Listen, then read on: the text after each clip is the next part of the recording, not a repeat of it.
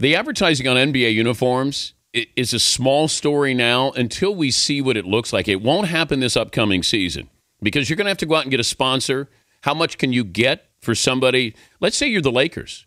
Let's say you're Miami. Let's say you're Boston, the Chicago Bulls. You can charge a pretty good penny there. What about Apple? What if Apple wants to? I think that you can generate some revenue there. How do you do it in a tasteful way? That would be the key. Is Jerry West there, Fritzy? Joining us from a fishing trip in Alaska. Jerry, I love having you on, but I didn't want you to have to you're on vacation. I'm sorry. Well, Todd, he bugs you. He'll find you if you're on the moon, for Christ's sake.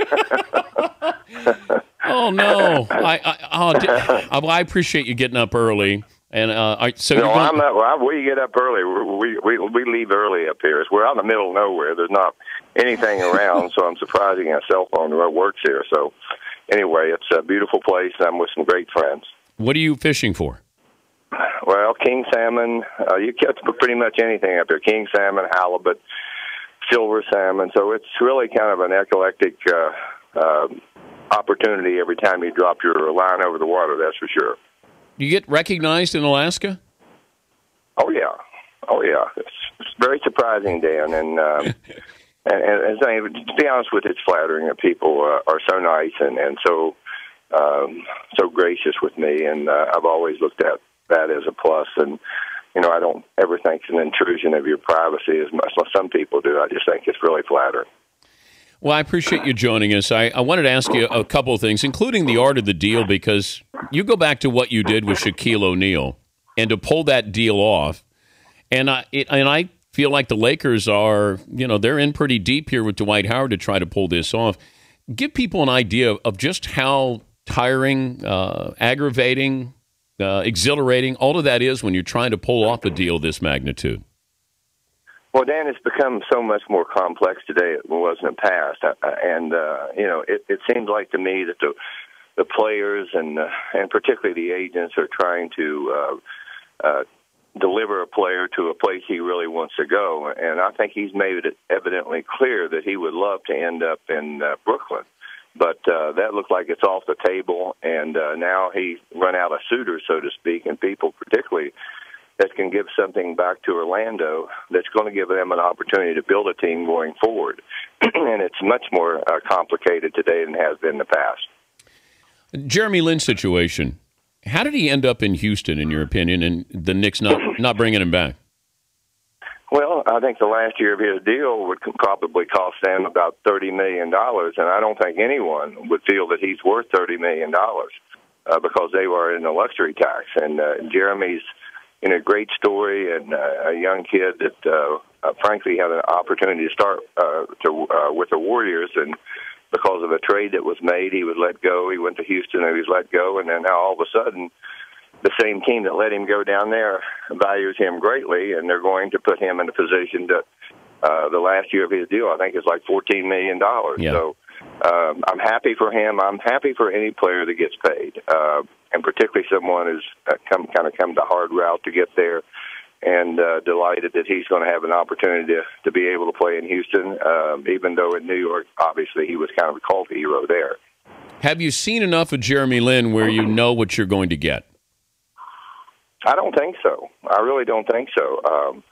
In New York, he got a great opportunity there in New York, and I think he'll be judged going forward, and hopefully he'll be able to play up to his hype that he's had, and also he's such a really terrific kid, and very, very competitive. And you wish those are the kind of kids you wish would have great success. And I'm sure a lot of people in New York will be pulling for him, and particularly the Rockets better be pulling for him. He's Jerry West, the Laker Hall of Famer, joining us, taking a break on his fishing trip in Alaska. Steve Nash going to the Lakers.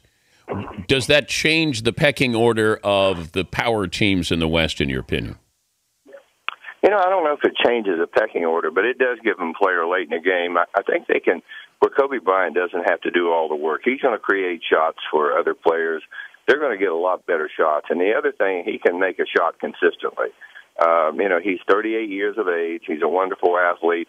And one of the things that I think they need more leadership on the team. He's going to provide that. but also they need to be more athletic. And my only question is that, do they help themselves defensively? That would be an area where I think when I watched them play last year, obviously I have great admiration for what they've accomplished and everything, but I would think that do they get better defensively? But I'll guarantee they'll be better offensively and more efficient. You've talked about this. You were probably in the forefront of those commenting on Bynum and Gasol and didn't think it would work at the same time on the floor. But if you bring in Dwight Howard and instead of Andrew Bynum, is it still the same situation with Gasol and Dwight there, or does it improve or make it worse? Well, I think the biggest thing is, to make an adjustment with players. I think the roles of Gasol and Bynum certainly needed to be defined a little bit more. And they're both talented players, and Powell is probably more versatile than Andrew, but Andrew's much more of a presence down deep when he catches the ball. But Howard's a completely different kind of center, and I think he would, with the Steve Nash, if they get him there, I think you're going to see a completely different kind of player because he runs the court so efficiently. He doesn't block shots. He, in the sense that he goes after them and he anticipates them, which is greater danger. And I think individually he's a much better defender.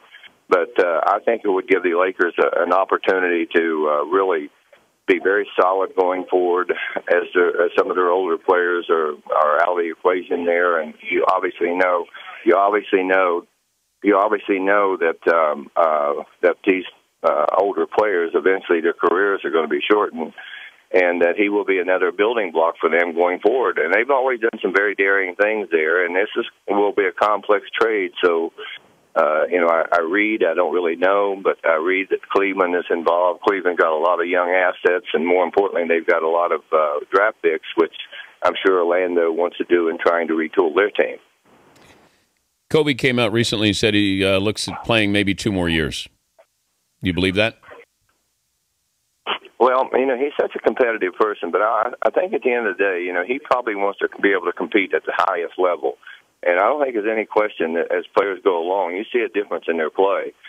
You won't see as many forays to the basket, incredible dunks and stuff like that as you once did, but he's so skilled and he's so efficient. I think that, here's a player, if he was playing on the right team and had other people complimenting, and in particular if he can stay injury-free, which he has been able to do in terms of serious injuries, then he should be able to play more than that if he wants to. But it takes an enormous amount of hard work, dedication, and the enormous pressure on someone like him to produce every night.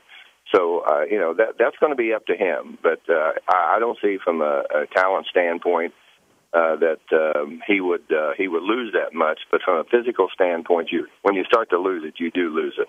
But you have these guys now, Jerry, with the number. I mean, Kobe's played a couple extra seasons if you factor in the playoff games, and the pressure and intensity, the grind of those games is probably double or triple what you have during the regular season. How much do you factor that in of a guy when you say, well, he's only 33?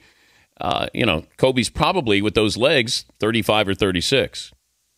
Well, there's no question most people don't figure playoffs in there because they are the most grueling time of the year for players, and particularly players of his caliber, because they're asked to do more and more. The pressure's on them every night. If there's a lose a game, it was probably not because he played well, and he could play great. But there's just enormous pressure on you. I think sometimes, regardless of who you are, you get to the point where you say to yourself, do I want to endure criticism at a level that you receive if you're, again, one of those really, truly great players? I don't let you go back to your fishing buddies. As always, what's for breakfast, by the way? Are you catching breakfast? Well, no. I'm with Barron Hilton, who's been a lifelong friend of mine, and we have a 125-foot boat here. Dan, you would love to have the chef on board cook you breakfast. But I understand you were playing golf in Los Angeles with some of my friends the other day. I went to Bel Air, and I went in where they were playing Jack Wagner was in there playing gin rummy. And they said, Jerry's usually in playing gin rummy. And I saw a lot of guys there, and no Jerry West at Bel Air Country Club. Well, I heard the language that wasn't on the golf course than what you're used to hearing. They told me you're a trash talker. Well, hey, I learned from some of the best. Larry Bird taught me some of those things to say. But you know what? I loved it. But Larry did it quietly. Yeah, I couldn't back it up. But I played with Rick Neuheisel, who he shot a 74. Right, he's a good player. He's a nice fellow too, by the way. But, yeah, I think you play with Margie, the lady up there, who's all the men want to play with because they're so competitive and fun. And we have about 5 or 6 people we play up there with. It's a really fun game, and unfortunately, I don't get a chance to play that often anymore. But hopefully, sometime here in the future. But I know you got to run, and thanks for having me on the show. And are you going to the Olympics? Yep, going Sunday. So pretty big moment for me. Well, great. Enjoy, and it's great to talk to you. All right, thank you, Jerry. Safe travels. Have fun. Thank you. Okay, thanks, Dan. It's Jerry West, Laker Hall of Famer.